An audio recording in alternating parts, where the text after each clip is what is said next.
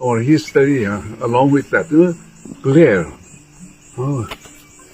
repeatedly done, and the Indians, they knew very fast now, clear enough, but you know, they started giving ultimatum, mandate, warning, ultimatum to cross upon us.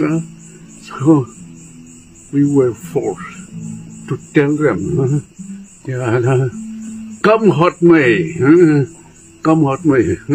we'll stand our ground, come what may. We know who the Indians are, we know who the Indians are and their histories. How many times I have to repeat? So, do you want to play your game with us? At the total ignore of, our point? They could not say anything, but they still went on talking.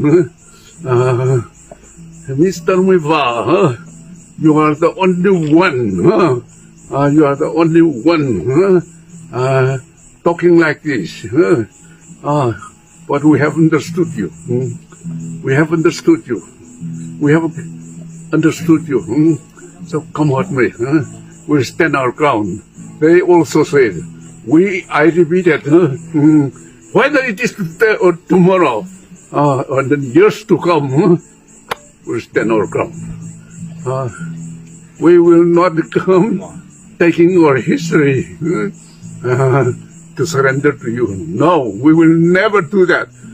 Whether it is today or tomorrow or in the future, any time, we will never do that. Okay, don't forget what we have taught them, frankly. You have understood. So, you know, there is no, uncertainties of, say, this and that, because our stand is clear. They have understood that also clearly. So they have said, yes, come what may. Yes, you are right. But what to do? See, we have our difficulties. That is what they said. Some of them say that clearly. And so,